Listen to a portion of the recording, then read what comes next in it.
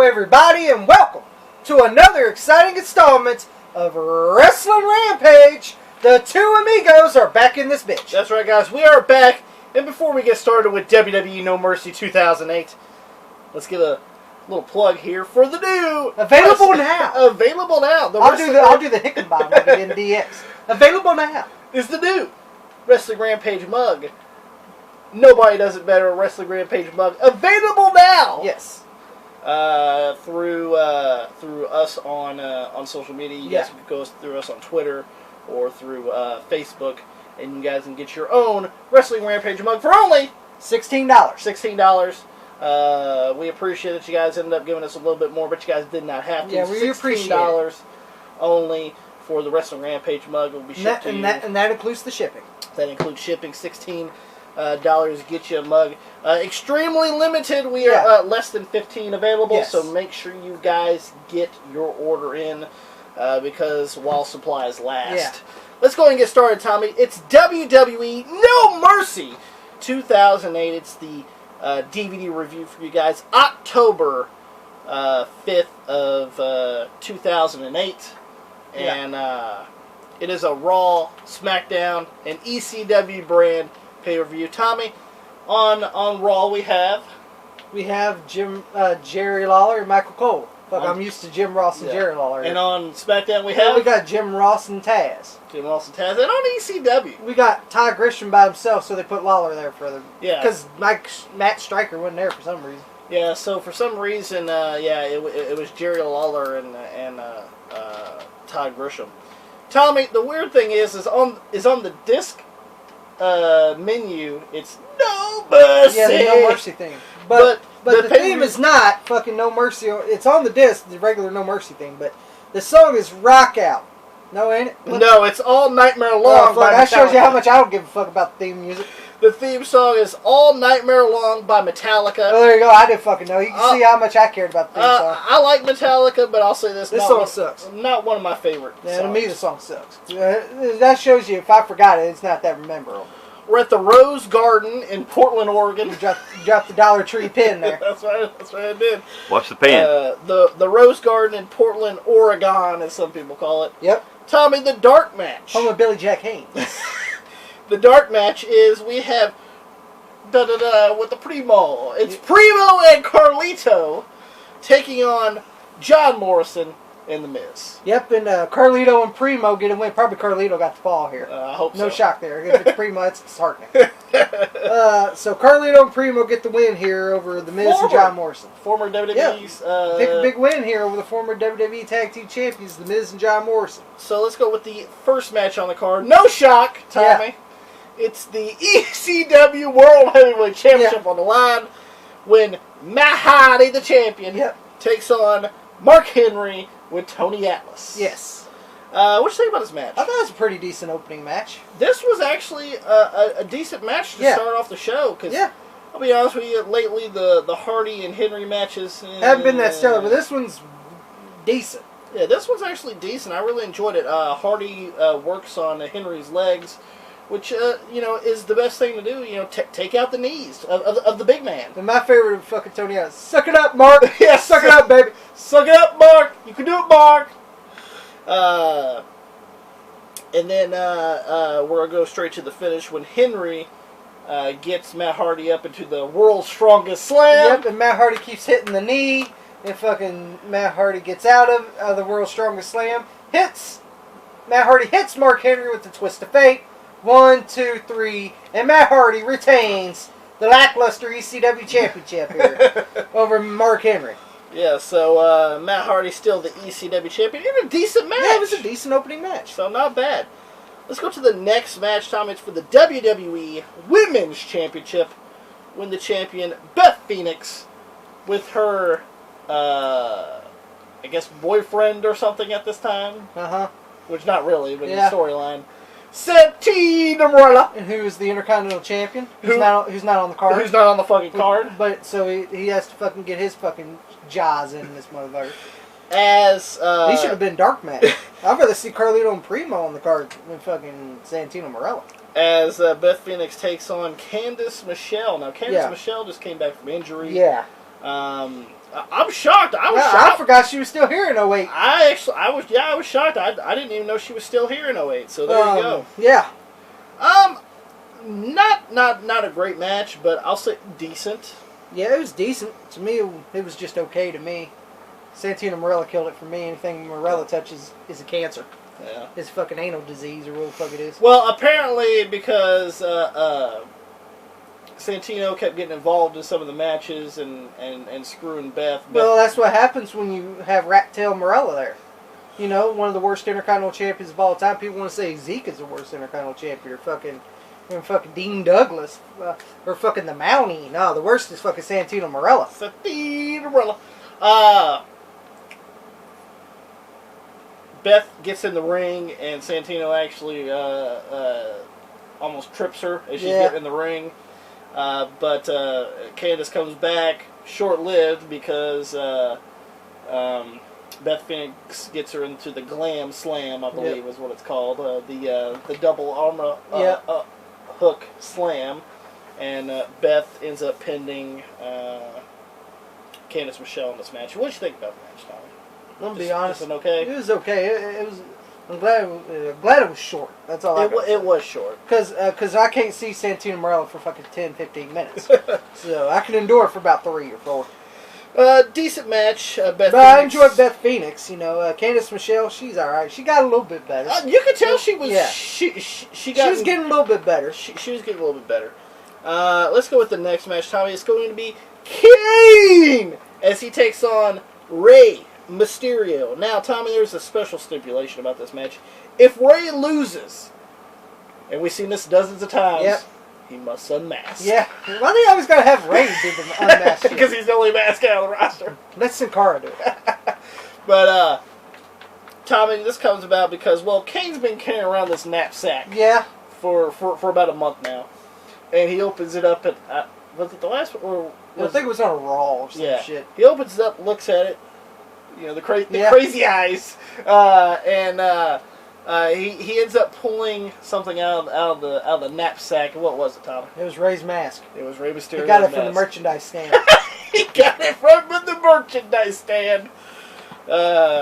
And pretty much that's what leads to this match. Honestly, kind of a lackluster lead in. To start, just to fucking do a feud here. Yeah. You know, fucking, you got Kane fucking carrying fucking Rey's mask in some fucking burlap sack over here. Yeah. But I enjoyed the match between Kane and Rey. I thought it was a pretty decent match. Pretty good match. Yeah, I enjoyed it. Yeah, I did too. I enjoyed the Kane and Rey Mysterio match. Rey Mysterio does the 619 because Kane's on the outside on the apron. Rey does the 619 to the knees and the legs, and Kane ends up getting down onto the mat, and Rey's about to jump from the top rope, and as he jumps from the top rope, Kane whacks him right in the fucking head with a chair. Yep, and gets disqualified. And a lot of people say, "Oh, how is that a great match when it's a DQ finish?" Well, it makes sense. It makes sense. Some DQ finishes make sense. Some. Mm-hmm. Some are shits. Yeah. Look at Hell in a Cell. Yeah. You know, some fucking. Well, guess what? This was a regular match. Yeah. So some DQs make sense. Yeah. And Tell you what my favorite was? What's that? You see Kane walk back, right? Yeah. Ray, I can't feel my legs. You can't feel my legs. Pull the knee pad down. Yeah, he tells me every pull the knee pad down because I had surgery 5 times on my left knee. Yeah. But Rey Mysterio ends up winning the match by disqualification because of Kane's doing with the chair. In a good match. Once again, you know, finishes are finishes, but I'll say this: the finish didn't kill the match. Yeah. Let's go with the next match. Well, Tom, this ain't even a match. Yeah, this ain't a fucking match. This is the MVP. He comes out, says that he's wearing a white beater. Well, no, he's wearing the shirt. Oh yeah, he's wearing the fucking shirt. Yeah. But later on, he shows the white beater. Oh yeah. And he's wearing goddamn ahead here. He's wearing the jeans. Yep. And he said that he's SmackDown's most valuable player. Yeah, and why the fuck is he ain't on the card? Yeah. Which rightfully so. Rightfully so. The last time he was on the card was fucking Unforgiven. WrestleMania. Oh, well, he was on Unforgiven there. He wrestled in the Championship Scramble. Well, yeah, the Championship Scramble. Well, the last big high profile match, I should say. But was at WrestleMania. But yeah, he says that he wasn't on the card. Orton comes out and says, I'm the one that's the guy that should be having matches, and I'm the most valuable player because I'm the one, that's the young guy that does all the stuff. And MVP made me laugh. He goes, "Well, I didn't recognize you without the arm sling," because Orton got injured. And Legacy comes out. Yeah, we got the World Tag Team Champions, Ted DiBiase, Cody Rhodes, and Manu, but this time his tights ain't up to his titties. He's wearing pants this time. And priceless! I'll be honest, Manu cut a lame-ass promo. Yeah. Oh, the only reason, we Randy, did the damage. The only reason, Randy, you've got to punk CM Punk in the head is because we did the damage.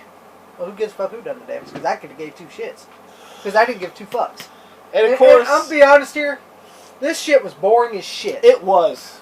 Like, the crowd were chanting boring, and I was fucking bored around this time. It was boring. It was boring. Like, I got tired of seeing fucking these guys fucking talk about shit that don't even... Why the fuck is this on the pay-per-view? Let this be on the kickoff or some shit. Yeah. I could endure it then. Let it be on Raw. Yeah, let it be on Raw or fucking put it in the dark. So, MVP starts to leave. Here comes CM Punk and Kofi Kingston. Says, hey, you need to be with us. They got three, we got three, and they go after him. And fucking Punk and Kofi just leaves fucking MVP to the lamb. To get him kicked Yeah, and then he takes off the white beater. He's got the white beater on. He beats up weak-ass Manu, which I would have chose him too. You chose Manu. And fucking Punk and Kofi throw out fucking DiBiase and Rhodes, and think I've got this fucking segment over because it was dull, it was boring, the crowd didn't fucking care, and neither did we. And neither did fucking we. And like I said, I like Rhodes, I like DiBiase, I like Randy Orton, I like people MVP. that were involved, but it was boring. Yeah, like I love those type guys. Kofi, Punk, I enjoyed those guys, but this segment was dull. It was boring. Let's go with the next match, Tommy. It's a #1 contenders match for the World Heavyweight Champion. The person that wins gets a World Heavyweight Championship in a future date. In a future date, as Michael Cole says. It's got to be a future date here. We have We have JBL, baby, with the Mama Joanna on the back of his Nike shirt, Nike jacket here. What's JBL's record so far here? 2-9, 3-10, something like that. Something like that. Yeah.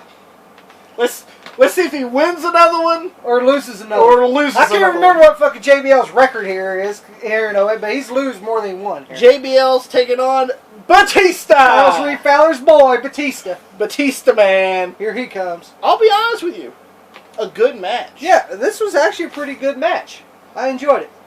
Mostly because of JBL. No, of course, I loved it. Anything with JBL, I like.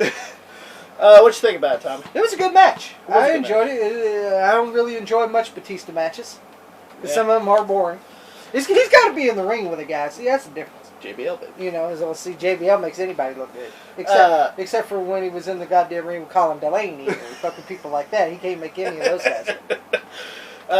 Batista hits the big old spine buster. Oh, yep. He does the shake ropes. And then he sets up JBL. Batista bomb. JBL's fucking strings out of his tights. Batista hooks the leg. 1, 2, 3, and of course JBL now about 3-9, 3-10 now, or 2-10. Whatever fucking how many losses he fucking got here. Too many losses in 08. Yeah. So Batista is the #1 contender for the World Heavyweight Championship at a later date. And Tommy, JBL Batista's holding up his hand like he did something impressive. And Batista always gets these matches, but he always falls short. And I bet you at the future date he'll fall short on this one. No doubt. And JBL gets on the mic and says that he wants to thank everybody for him still being rich and because of the tax break in 08. Yeah. Wants to thank everybody, and thank himself because he still has his penthouse apartment in New York City. And Tommy, we see Crime Time come on the screen. Yeah, well, yeah. Because this is Hollywood. Yeah. No, it's Hollywood. Yeah. The shitty Crime Time. Yeah, the one, can I say something? Yeah. Chad Gaspard and JTG ain't going to buy a cup from us. They're not going to buy a mug. They're not going to buy a mug from us. Yeah, because they hate our guts, so they ain't going to buy no mug. Which I didn't want to give him a mug anyway. They say that good for JBL for this, and they pretty much steal JBL's limo. Yeah. And do you know the crowd didn't look like they gave a shit? Yeah, no one really It's cared. crime time. No one cares. And they invite the Divas, which is the only good part about it. Because tell you what else was a good part? See a Sergeant Slaughter getting the limo. That's the two best. The two best things. I didn't give a fuck about crime time. They were just a waste of space, in my opinion. In this whole second. Yeah, they were. I enjoyed the Divas. And I enjoyed Sergeant Slaughter getting the fucking limousine. Actually, it should have been just Sergeant Slaughter and the Divas. It would have been a lot more better. Just drive off. Just drive off with crime time. The only good thing was seeing the fucking Divas shake their ass and fucking Sergeant Slaughter get in there. He goes, Didn't give a fuck about goddamn crime time. But, we're just taking up space. They drive off with the Divas, and then we go into the next match. Tommy. It's gonna be the Big Show as he takes on The Undertaker. Yeah. Because what happened in Unforgiven? He beat the Big Show held. Slap him, baby. Slap him. Spat. She spat in the Undertaker's face. Now, not only that, Tommy, but if you remember, they did a little segment on SmackDown where the Undertaker came out with his hat and he kissed Vicky Guerrero's foot. And his fucking chavo. His chavo. Yeah. And not only that, but Tommy. Eventually, the Undertaker gets a hold of Vicky. First he gets a hold of Chavo here. But he attacks him. In the locker room. Throws him around. Then fucking Vicky sends Big Show to go fucking save. And then here comes the Undertaker out of the blue. I told you I was going to come for you, Vicky. I told you. And she's in the corner and the Undertaker, does the goddamn eyes cross. 2 stones, Vicky Guerrero.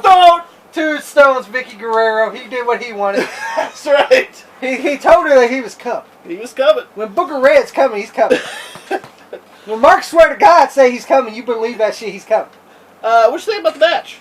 I thought it was good. It was good. And it's hard to say a Big Show match is good here. It was good. It was. I enjoyed this match. The only thing I didn't care for it was pretty much the finish. Well, I know that you didn't care for it, but I can understand it. Yeah. For this reason, okay? Tommy, the turnbuckle gets exposed in this match, and Undertaker ends up getting hit into the exposed turnbuckle. And then, Tommy, Big Show, and this is the one thing I didn't like. I hate the KO punch. I'm sorry. I do. It's a fucking punch. That's the same reason why I never really liked the fucking the people's elbow is a fucking elbow. I didn't really like Big Show's the knockout punch. You rather preferred him just use the choke slam. I would rather prefer the choke slam, but that's just me. Well, he did it, but he didn't do it as a finish here. Yeah. But I can understand the punch. They're trying to get Big Show's hand over. So. Yeah, I understand the whole thing, and I will say this: Undertaker sold it like a fucking champ. Yeah. He looked like he got murdered. Yeah. Because Undertaker does the first one. Undertaker barely gets up. Big Show hits him again, and then Tommy, he grabs the Undertaker while the Undertaker's on his hat and hits him one more time. And Undertaker ain't moving. Yeah, he ain't moving. And the referee goes, ring the bell, and Big Show goes, am I the fucking winner? Yeah, you're the winner. And then the face, Big Undertaker was making those faces like he was fucking hurt like a motherfucker. The face I make when people ask me, are you going to watch AEW? or fucking anything like that. Undertaker's facials after he comes back from the KO punches pretty much sold the move. Yeah. Don't get me wrong, great and everything. I didn't care for the KO punches. Yeah. That's just me though. But it was a decent match. Undertaker sold it like he should, and then he attempts to stand up. Yeah. And eventually he walks out with the hand. But I enjoyed the Big Show and Undertaker match here. So Big Show wins pretty much by knockout. So pretty much beats the Undertaker. Let's go with the next match, Tommy. It's for the WWE Championship. It's going to be Triple H, the World Heavyweight, the WWE Champion, as he takes on Jeff Hardy. And here's the thing. Yes. They did the goddamn WWE Mobile. WWE Mobile. Who are you rooting for? Like Jeff Hardy had 72%, I think it was. 72. And Triple H had 28. 28. Yeah. So everyone's rooting for Trips. 28. Everybody's rooting for Jeff Hardy. Yeah. And of course, Jeff Hardy comes out to the riding on the wow. Riding on the wild, I'm way over your head. Yeah. What you think about the match, Tom? This was a great fucking match. It was. It was fantastic. You know, like, this was a fucking great match, because Jeff Hardy and Triple H put on a great match here. Yes, they did. This was fucking great. And I could see why they were the saving grace here in 08 on Keisha to SmackDown. I can tell you that right now. Keisha to SmackDown. Because SmackDown was diddly poo in 2008. Agreed. And Triple H and Jeff Hardy, I was waiting for when the fuck they're going to face this. Who the fuck else do you got? Nobody. You know, who the fuck... Undertaker can't wrestle for Triple H. He's in a few Big Show here. Big Show can't go do anything. Who the fuck you going to put Triple H against? The Brian Kendrick? Or fucking Shelton Benjamin? Or MVP? Or... You know, fuck... Of course it's going to be Jeff Hardy. Triple H attempts the pedigree, and Jeff actually gets out of it. Yes. It hits a kind of a shitty twist of fate. Yeah, there. kind of a shitty twist of fate. But I would let it slide, because this was a great match. It was a great match. He hits him with the twist of fate. Tommy, he goes for the Swanton Bomb. Yeah. Hits him with the Swanton Bomb. And the one thing, once again, Jeff fucks up like he always does. He pins him. He's got his arms like this. And around his head, around his arm. Yeah. So 1, 2, Triple H just rolls over with a crucifix pin. 1, 2, 3, and Triple H gets the win here over Jeff Hardy. Yeah. Same thing happened at pretty much Unforgiven when all Jeff Hardy had to do was break up the pin of fucking Triple H. He didn't have to fucking pin the other fucking guy. You know, he could have just broke up the pin, but he didn't do it. So. Yeah, and he did. So Jeff fucked himself twice on that. But this was a great fucking match. Good match, and they both shake hands. Yeah, they both shake hands. And this was a really great match. Triple H wins. He's still the WWE champion. Tom, let's get to the last main event match of No Mercy 2008. Tommy, so far, No Mercy's been on a roll. Yes, it has. It's been pretty good. For the World Heavyweight Championship, Tommy, this is going to be a ladder match between the World Heavyweight Champion, Chris Jericho, against his arch rival in 2008, Shawn Michaels. Yeah, because Jericho's like, who the hell am I facing in No Mercy? I ain't got nobody to face. Because he wanted Unforgiven in the championship scramble. He goes, I want competition. Yeah. I don't have no one to face for No Mercy. Yeah. And here comes Mike Adamle. You said you want competition. Well, someone wants to face you at No Mercy for the World Heavyweight Championship. And here comes Shawn Michaels. The crowd popped. And fucking Michaels goes, you thought I was finished? And Jericho wants to explain his Shawn Michaels' win didn't mean anything. Yeah, you didn't win nothing. Yeah, it was not. What did I win? I won the World Heavyweight Championship. You won nothing. It was unsation. That means it's off the table. You didn't win nothing. He wins the World Heavyweight Championship. And so Michaels goes, you know what we're going to do? We're going to have a ladder match. I'm the originator of the ladder match, and Jericho says, well, I've been in as many ladder matches as you have. Yeah. Pretty much when you think about these guys, these are two guys that were pretty much ladder match guys when you think about it. Tommy, what do you think about the match? This was a great match also. This match of the night. Yeah, match of the night. Probably the second match of the night would be Trips and Jeff Hardy here. No doubt. No doubt. But I think the Chris Jericho and Shawn Michaels match was a little bit better than the Jeff Hardy and Triple H match, but not by much. Not by much. Jericho ends up getting, he's bleeding from the mouth. He has a busted lip as well. Yeah, he lost a tooth. He lost a tooth, too. So, then they do, Chris Jericho does a backdrop off the ladder to the SmackDown announce table. Imagine that, the ECW, spared. Yeah, the ECW. And no one was over there, by the way. Ty Grisham left. Yeah, Ty Grisham left. So the ECW finally table has been spared finally.